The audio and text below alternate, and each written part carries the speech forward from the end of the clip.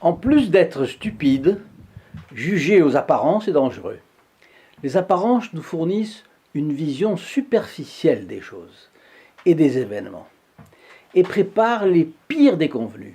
Je vous propose aujourd'hui de connaître un épisode de la vie d'une jeune écervelée fort têtue de surcroît pour laquelle le Padre Pio a dû intervenir plusieurs fois.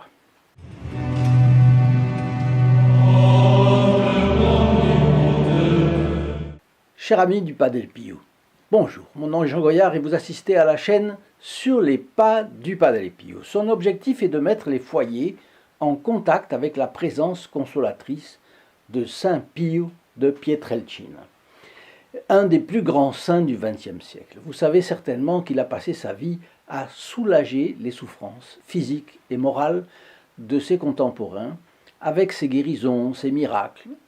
Il a même construit son hôpital du soulagement de la souffrance tant il avait de compassion pour les malades pauvres. Il continue du haut du ciel où il se trouve. À sa prière, Dieu intervient très souvent pour l'humanité affligée. Si vous nous découvrez, je vous invite à vous abonner au moyen d'un des boutons rouges de la description ci-dessous et d'activer 2 fois la clochette, c'est gratuit et vous ne raterez plus les anecdotes de la vie du Padre Pio racontées ici 3 fois par semaine. Pour simplifier les choses, je vais tout simplement vous lire le témoignage de Sandra Zambrano. C'est une habitante d'un port important du Mexique, la ville de Tampico, capitale d'une petite région qui touche les États-Unis, en haut du Mexique sur la côte est. Et cette Mexicaine avait eu l'occasion de se rendre en Espagne et y avait passé un séjour mémorable. Dit-elle, j'avais auparavant vécu 8 mois inoubliables à Palma de Mallorca, en Espagne, et je me préparais fébrilement à y retourner.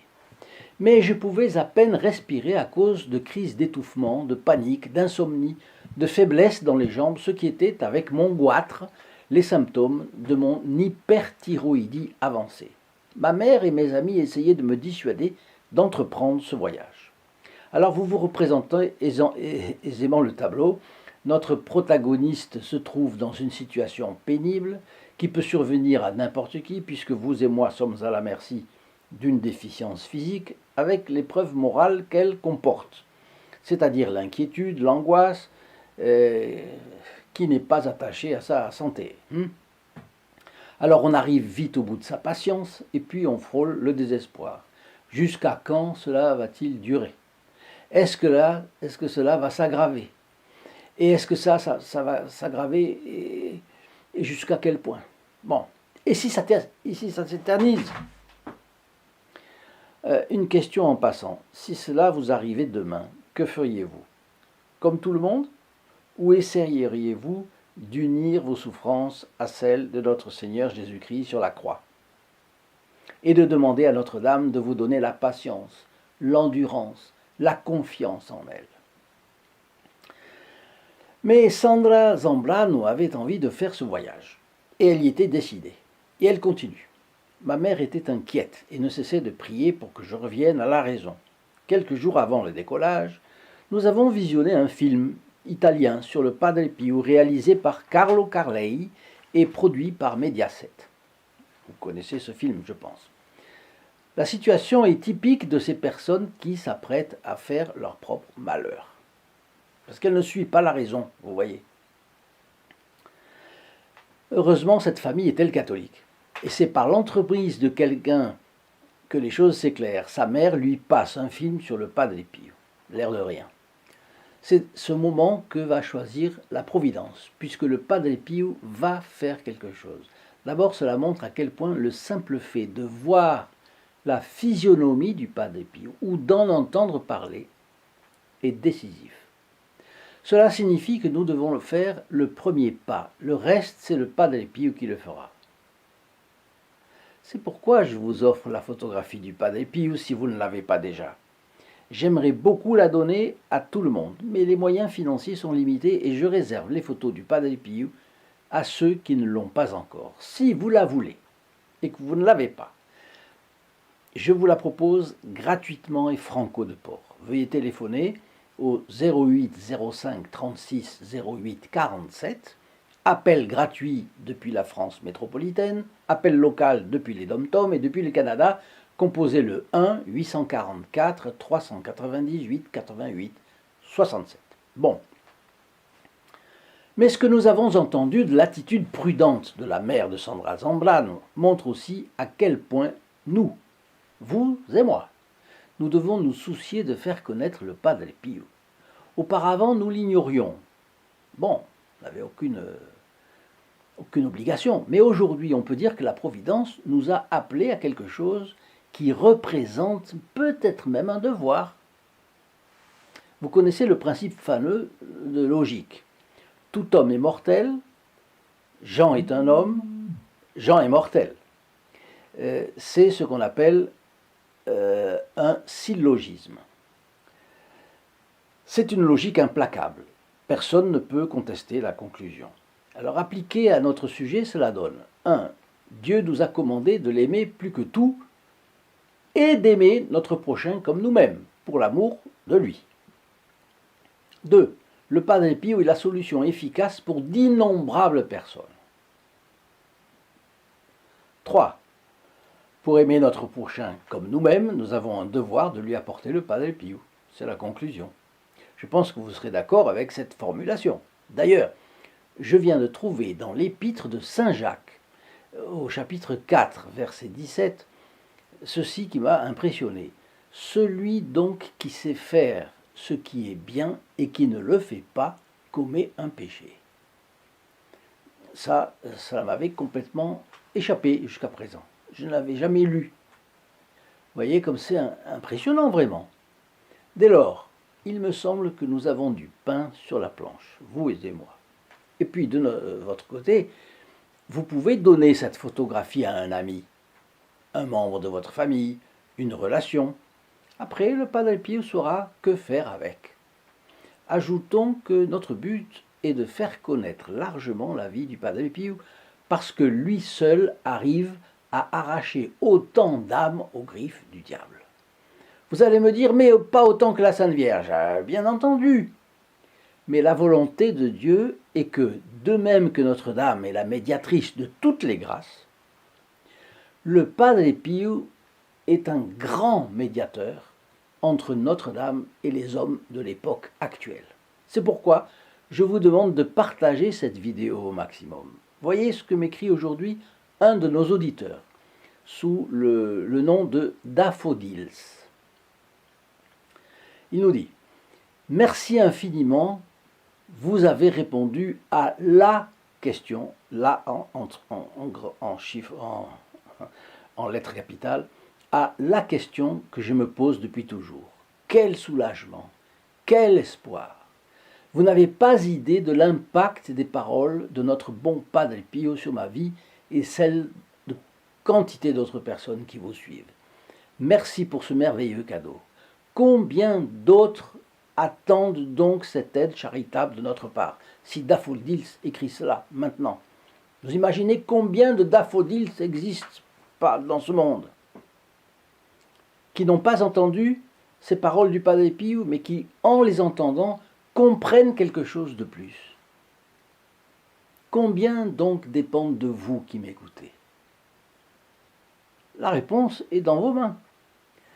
Alors, je laisse la parole de nouveau à Sandra Zambrano.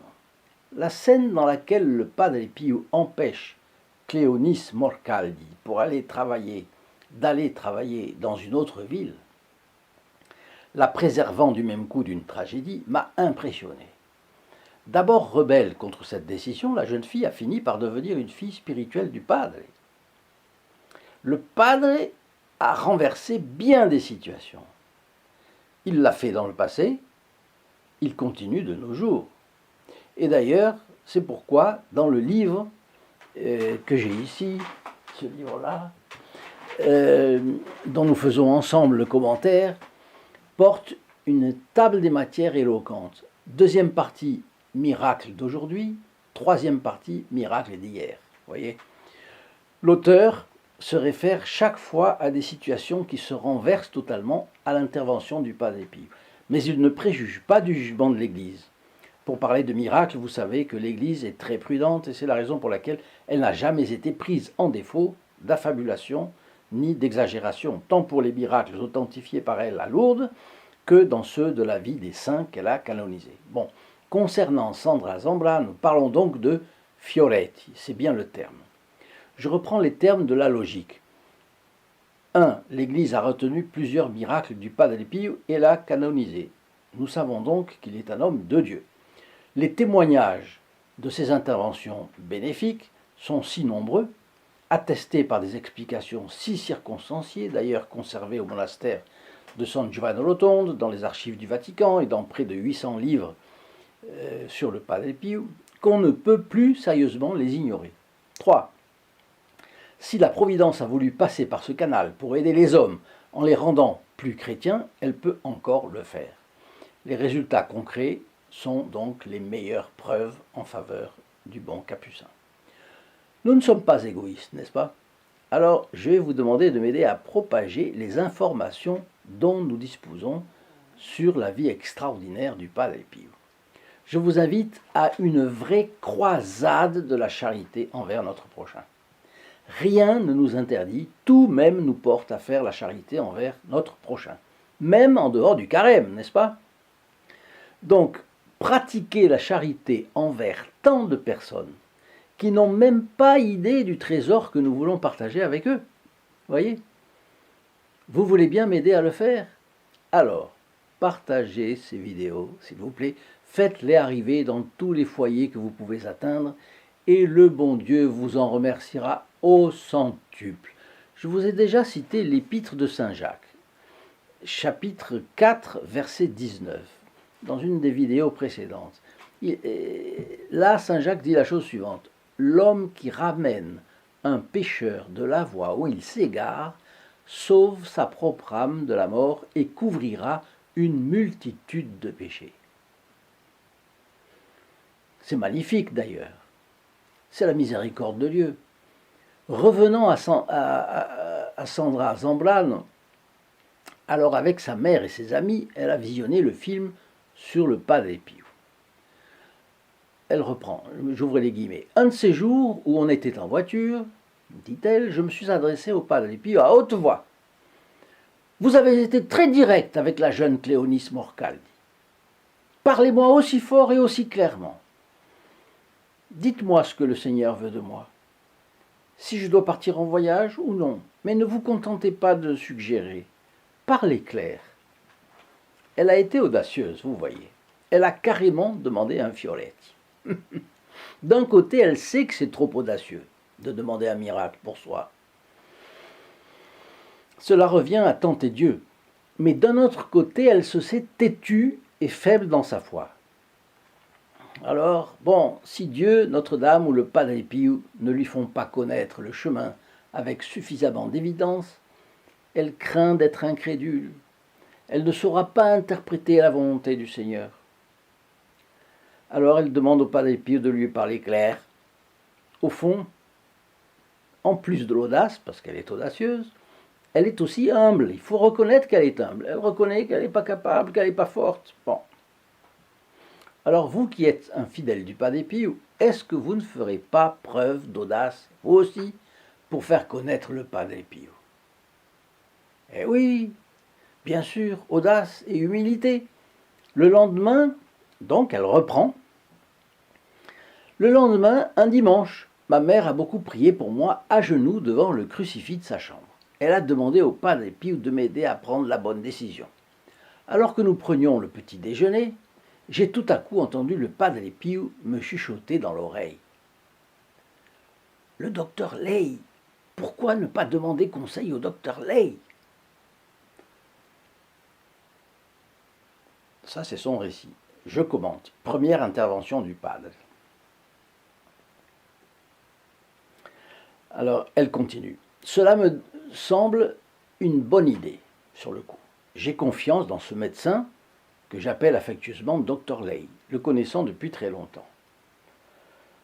Je téléphone à son cabinet médical, mais c'est dimanche ce jour-là. Je suis convaincu qu'il est fermé.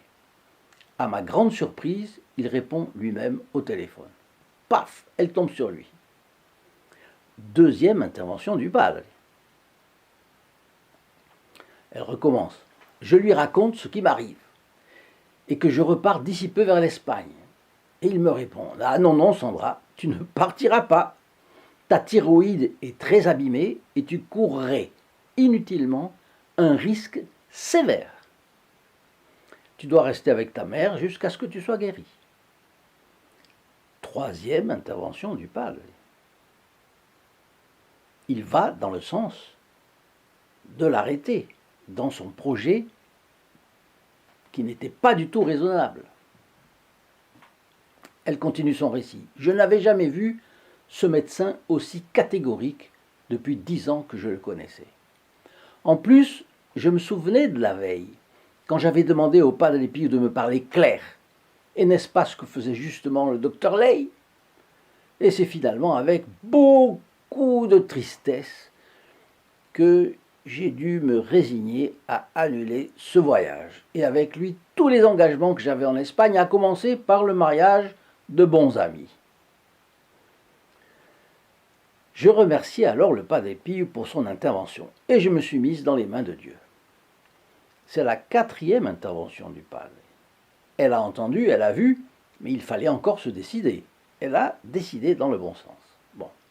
Donc le padre Pio, chaque fois, chaque intervention, donne la force, donne le discernement, etc. Et c'est le padre Pio qui lui a donné la force de volonté de contredire toute sa sensibilité. Parce qu'en fait, voilà, c'était par rapport à sa mère, une enfant, elle était complètement esclave de sa sensibilité. Et sa mère avait beau la raisonner, il n'y avait pas moyen. Une fois de plus, le padre Pio a été plus fort que le diable. Et tout cela était arrivé le 6 septembre 2007, dit-elle, l'avant-veille de la fête de la Nativité de la Sainte Vierge. Elle continue son récit. J'ai vécu avec ma mère à Tampico, la ville du Mexique, jusqu'à ce que cette maladie me quitte le 31 décembre 2009. Ces 2 ans et quelques m'ont marqué à tout jamais. Ils ont représenté pour moi le début d'une vie sérieuse et la fin d'une autre, pleine d'amis et d'amusement. Pleine d'amis et d'amusement, c'est vrai, mais en réalité grise et privée de sens, car j'étais loin de Dieu. Par la suite, ma mère m'a fait découvrir la vie de piété en m'invitant à des retraites et aux prières de l'office, auxquelles au début je me suis résigné parce que je n'avais rien de mieux à faire. Mais peu à peu, le Seigneur m'a touché, comme les gouttes d'eau qui tombent sur le rocher et finissent par le modeler. Petit à petit, l'âme a été conquise. Et voilà la 5e intervention du padre. Il a fini par modeler cette jeune.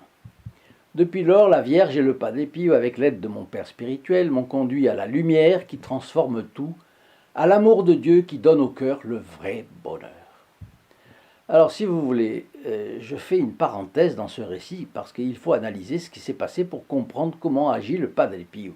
Il peut agir en partant de rien, envoyé par la Providence, ici ou là, comme cela s'est produit tellement souvent de son vivant. Mais ce n'est pas ce qui s'est passé cette fois-ci. La mère de Sandra Zambrano, qui avait de la dévotion envers le padre Pio, a pris l'initiative, plus ou moins, sans en avoir l'air, de visionner un film sur le padre Pio en compagnie de sa fille. Si elle n'avait rien fait, sa fille serait partie en Espagne, dans l'état où elle était, et si l'on en croit l'avis du docteur Ley, elle serait peut-être décédée en pleine vie superficielle au milieu d'amusements pas forcément honnêtes, et le salut de son âme aurait été peut-être et probablement compromis. Non ? Que pouvons-nous faire de plus pour aider le padre Pio ? Eh bien, la première des choses est de se rappeler ce que dit Sandra Zambrano après avoir changé de vie, après être passé de la superficialité à la réflexion sérieuse.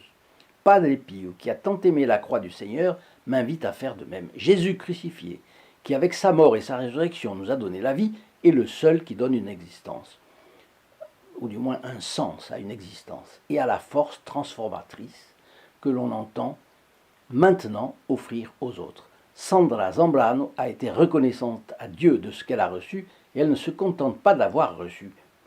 Elle remercie le padre Pio en le rétribuant. Pour nous, ce Fioretti est un appel à rétribuer le padre Pio de ce qu'il fait pour nous. Vous savez, il y a une manière aussi de rétribuer le padre Pio.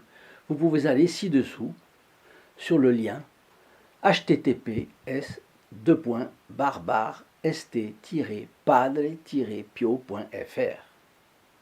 Vous verrez ce que font les protégés du Padre Pio et les bénéfices spirituels qu'ils reçoivent. Je suis sûr que vous ne regretterez pas de m'y avoir rendu visite. Et je vous souhaite une excellente journée. À notre prochaine vidéo. Au revoir. In nome del Padre, del Figliolo e dello Spirito Santo, e così sia. Sia lodato Gesù e Maria.